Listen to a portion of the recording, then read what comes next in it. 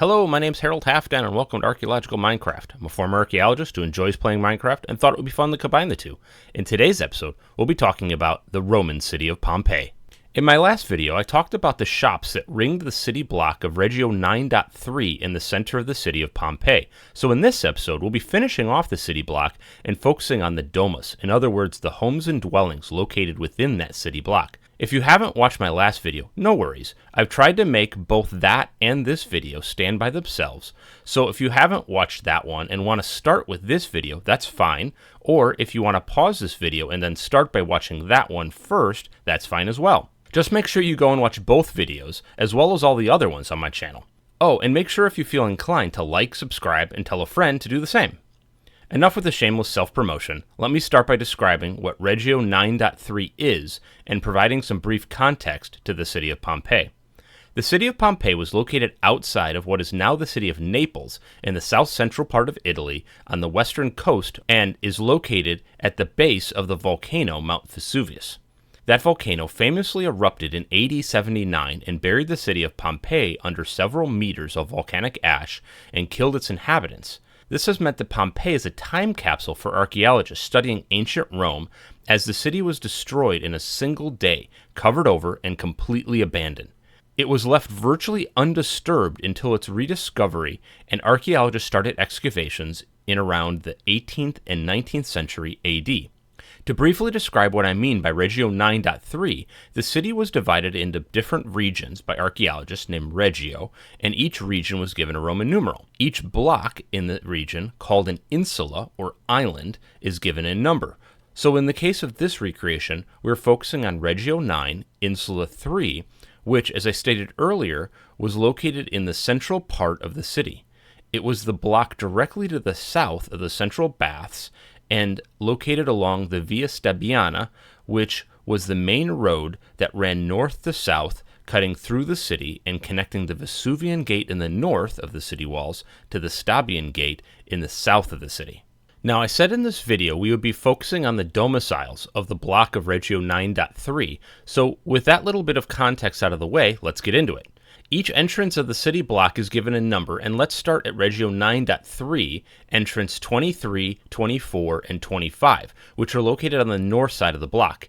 Apartments 24 and 25 are the oldest on the block, and likely were some of the very first structures created before the rest of the block and all the shops were created around it. Excavations have revealed that some of the earliest layers of those two apartments date to around 600 BC in the Etruscan era of Italian dominance in the central and western Italian peninsula, so basically they predate Roman dominance in the region. In fact, some great examples of my favorite type of pottery, Etruscan bucceroware, were unearthed in those layers. If you want to learn more about the Etruscans, please check out the video on the Etruscan settlement of Poggio Civitate on my channel. The apartment at entrance 25, which was next to the dye workshop talked about in the previous episode, was the domus or dwelling of Clodius Verus and Pelagia. This domus had a typical entrance into the home called an ostium. Basically, that's the doorway. This led to the vestibulum, which was where we get our modern English word for vestibule. These rooms were different shapes and in some cases were long and narrow as they were flanked by shops, and so the vestibulum had to run the length of those shops. At the apartment entrance of 25, this wasn't flanked by shops, but rather by two internal rooms that flanked it on either side. Past the vestibule was the atrium. This is the room where guests, visitors, and any clients were greeted. And when I say clients, I'm referring to something specifically. Roman society worked off of a patronage system, whereby a rich patron would act as the benefactor and the sponsor to client. Each morning, a Roman would wake up, and if they were a client to a wealthier Roman, go see them in their house, and that patron might have a task for them to do. It might be to act as a courier, pick up supplies, advocate for, or vote a certain way in an election, or it might even be to accompany them on a military campaign if that's what the patron needed. In return, the patron would provide the poorer client with some money, like a loan, help the client out by representing them in court or influencing business deals in the favor of the client. This patronage system ran up and down the Roman society, and so a rich Roman who was a patron to clients were themselves a client of an even more powerful and richer Roman. The whole system worked off the reciprocity of favors given from client to patron and from patron to client. In any case, back to the Domus at Regio IX.3.25. The atrium usually contained an altar to the local deities or to protective household gods. I also should mention that the atrium was an open-air courtyard where there would be a square or rectangle opening in the roof that emptied rainwater and drained into a central pool. Beyond the atrium in the rear was normally a room called a tabulum, which was basically an office for the owner of the domus, though in this specific domus there doesn't appear to have been a tabulum. Typically, around the atrium were any bedrooms and any kitchens. In Regio IX.3.25, there was a lot of remodeling, and there weren't all of the normal rooms one would expect in a domus. This may be because there was a substantial earthquake in Pompeii in AD 62, 17 years before the eruption of Mount Vesuvius in AD 79, which severely damaged the city, and so many of the shops and homes of the city show repair work or extensive remodeling efforts. The apartments at Regio IX.3.23 and 24 both show a more typical pattern of rooms in the domus. Both have a vestibulum, both have a central courtyard or atrium that had a central impluvium or shallow rectangular drain pool where the rainwater would collect. This pool also helped to cool the apartment in the hot summers by having a ready source of water to evaporate and cool the air. Remember, this was long before the days of air conditioning. At least one of the rooms around the atrium in either domus was a triclinium, in other words, a Roman dining room. Typically, this took the form of a square central table, which was surrounded on three sides with couches, where upper-class Romans would recline as they eat. At some point, Regio IX.3.24 stopped being its own independent domus and instead was incorporated into the much larger domus of the house of Marcus Lucretius, and some areas were remodeled to work better in the new domus.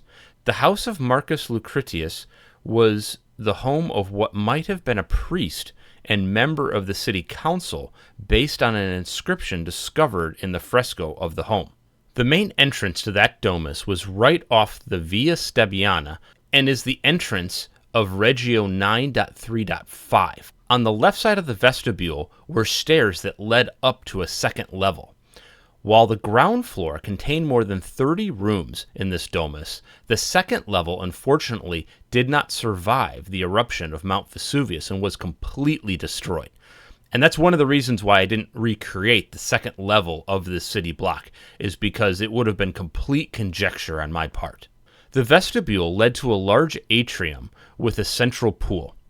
Within the atrium, directly on the right of the entrance, was a small altar. Flanking each side of the atrium were 4 cubiculum, or bedrooms, and in the far southeastern corner of the atrium was a large triclinium, or dining room. The walls were all covered with plaster, and each wall was decorated with frescoes and colorful paintings.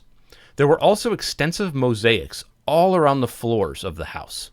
Both the mosaic floors and wall paintings and frescoes are not something I can easily replicate in Minecraft beyond using Minecraft paintings and using different kinds of glazed terracotta blocks and trying to make them into different patterns that kind of match what was there in reality. What I also did when decorating the various rooms was to try and, instead of using brick and mud brick blocks like I did in the shops and in the other domuses, which was more what the site looks like now if you would visit it today, I instead am using various colors of terracotta blocks and bone blocks to approximate what the plaster and fresco color looked like in each of the rooms with their various designs.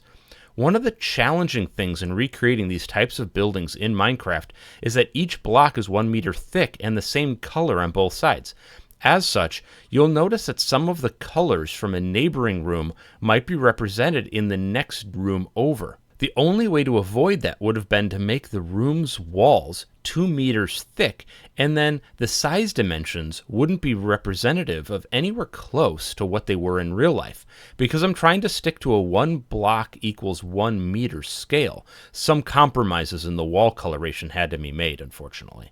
Getting back to the tour, some rooms, like the 2 bedrooms to the north of the atrium, were predominantly white in color. However, this varied, and in this room, you can see that there was a lower border at the bottom of the wall in yellow. I'm going to put some links in the description below to a website that has fantastic pictures of all of these frescoes and plaster walls, so you can see them for yourself, something I would highly recommend, as they are exquisite works of art. Next to the 2 bedrooms on the north side of the atrium was a room called an alae, which were small wings that extended off the atrium and often kept the wax or stone busts of the household's ancestors. I think we have all seen pictures of Roman and Greek marble busts, perhaps in a museum, but when a relative or family member of the Domus died, a wax cast was often taken of the deceased's face.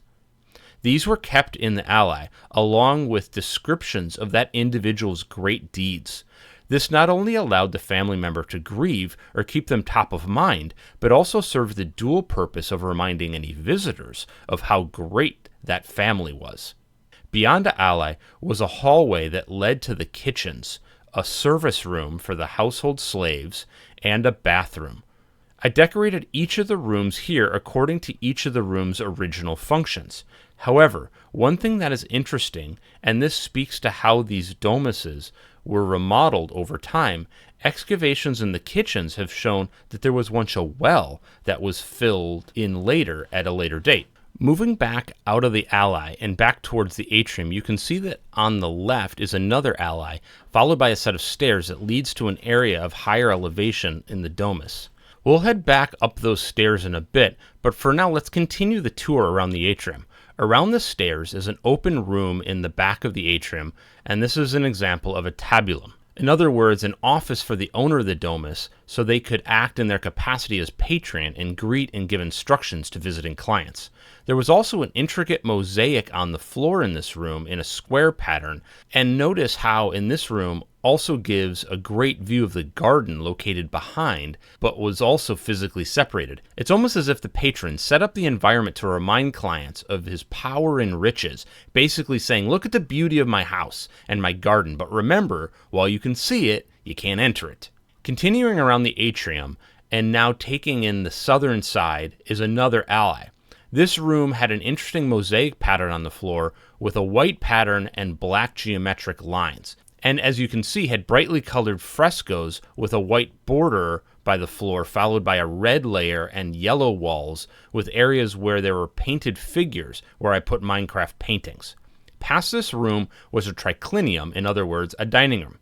This room was decorated throughout with frescoes and painted figures, including an intricate painting of Hercules, and also contained a different style of geometric white and black mosaic floor. I know in the past 2 rooms, I've called the floor white and black, and that isn't what you're seeing in my recreation, but Minecraft doesn't have any white and black tiles, and so I had to make do with what I could.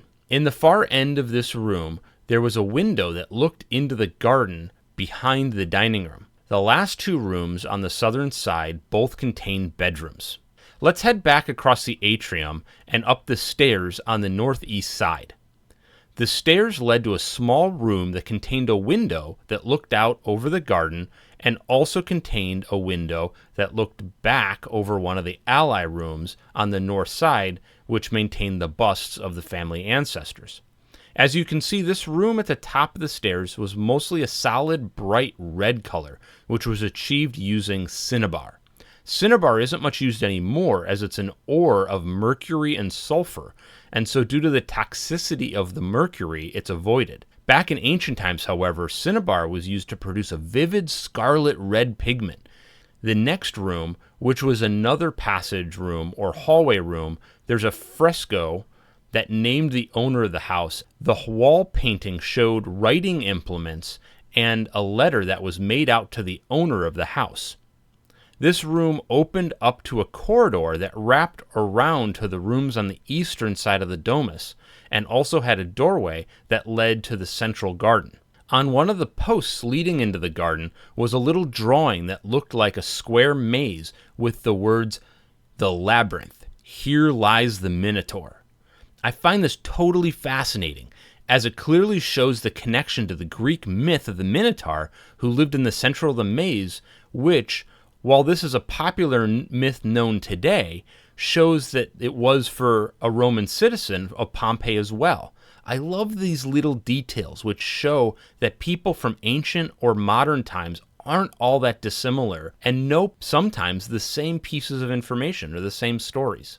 The garden had a fountain and steps for a small waterfall to allow the water to cascade down into a central pool that contained a jet which would shoot the water up into the air. The Romans were experts in bringing in vast quantities of water into their cities through their use of aqueducts. In fact, the average citizen of the Roman Empire, Pompeii included, had access to more liters of water per person than in any other time in human history up until the modern era. Just to put some numbers to that, the average citizen of Rome had access to around 750 liters or 200 gallons of water per person per day, whereas it's estimated that the average American uses around 100 gallons of water per day, and that the average American household uses around 300 gallons per day. Excavations have shown that the garden was rebuilt over 3 different times, the last of which was after that massive earthquake in AD 62, as mentioned previously. This last phase seems to have changed up some of the water systems and opened up the wall between the tabulum and the garden, and also opened up the ability to view all the way from the entrance of the Domus through the garden all the way to the far eastern wall of the Domus. The garden was decorated with 17 different statues, most of them small, but some large enough, like the one over the fountain, that they could be seen from the street while looking through the front gate. Again, all of this was to show the power and richness of the owner and remind his clients, and frankly anyone walking past through the main thoroughfare, his standing in the community. Remember that this house's entrance was at the very center of the city on the main north-south street located between the 2 city gates, and so anyone traveling around the city would pass by and see how impressive this domus, and thus its owner, was. Continuing on through the tour of the house of Marcus Lucretius, beyond the garden was a room called an exedra, which was a room that contained a semicircular recess or platform, which typically would have contained a stone bench and often had a bronze sculpture, and was used as a room to sit and have conversations in what must have been a beautiful and idyllic setting, especially right next to the garden. Working our way back around through the garden to the north, we first come across steps that lead downward to a lower level, but don't think of this as a basement living space. Though, in my research, I wasn't able to work out what this lower level was used for. Hit me up in the comments if any of you watching knows what this was used for. Next to the stairs going down to the lower level was a small room that contained a bathroom or latrine, and next to that, a small room of unknown purpose. Maybe it was a small storage room or a room for the servants to stage food or other supplies. The next room to the north was another triclinium or dining room. This house had 2 separate dining rooms, one off the atrium, perhaps for more public dinners, and another more private dining room for the family. In the hallway between these rooms to the east and the gardens was a small cistern located right behind the fountain. Continuing to the north, and what would have originally been the Domus of Regio IX.3.24, there's a larger room with stairs that allowed access to the second story and a recessed arch under those stairs. Continuing north past that room with the stairs, there was a second tabulum, or office to see clients. These walls, while covered with different colors of plaster, don't appear to have had any painted frescoes or other elaborate decorations like the other, more public-facing rooms of the house. These rooms were flanked by a room that was basically a corridor and another room that was a bedroom. North of those rooms was a second atrium, basically the original atrium when Regio IX.3.24 was its own domus. On the western wall of the atrium, there were places in the wall where cupboards and places for storage were built right into the wall. Beyond the atrium are two more bedrooms that flank the entrance vestibule on the north entrance of the domus. As we leave the house of Marcus Lucretius and head to the east up the street, we pass by Regio IX.3.23, which we talked about a bit earlier. On the corner of the block was a large storage site and workshop of Vettius, Caprasius, Felix. I mocked this up as a storage site as best I could, but don't have many details beyond the layout of some of the walls. However, the very early archaeological records about Pompeii show that at the time of the volcanic eruption, the space was used to store stone and bricks. As such, I mocked up the site as if it was a stone and brick workshop. Unfortunately, parts of that area of the block were bombed in September of 1943 during World War II, which, if you can imagine, destroyed the ability for more recent archaeological investigations. The last domus on the block on the south side of Regio IX.3 is the house of Philocalus. I'm not going to spend a lot of time going through this domus, as we spent a good deal of time going through the house of Marcus Lucretius.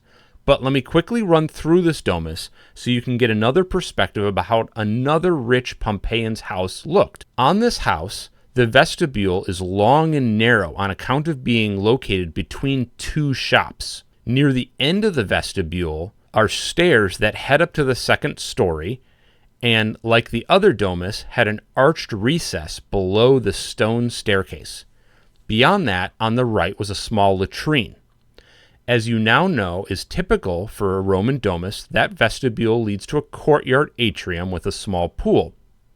On the west side, there are two small rooms, one of which was a bedroom, and the other appears to have been a tabulum, to greet clients. Beyond that was a small dining room, and there was a corridor that led to the central garden.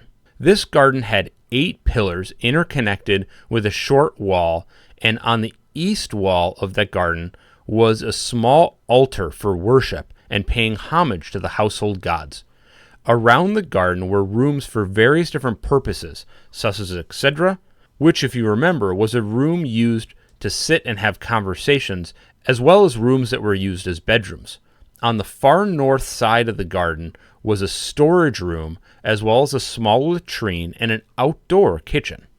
Well, that wraps up this fairly long episode on the various houses and apartments located in Regio IX.3 in the center of Pompeii. If you stuck out to the end, I thank you immensely, and maybe leave me a comment letting me know. I hope you're able to take inspiration from this recreation in your own Minecraft world, or maybe you just found it interesting to see a recreation of it in Minecraft. I included links to some of the articles I found while researching this topic, so you can check them out for yourself if you want to learn more. As I said in the last video, I highly recommend you check out the interactive maps and some of the links I put in the descriptions, including loads of photographs so you can see what the various mosaics, frescoes, and other wall paintings look like. If you like this video, please take the time to give it a like and make sure to subscribe so you get notified when I post videos. Thanks, have a good rest of your day. Bye for now.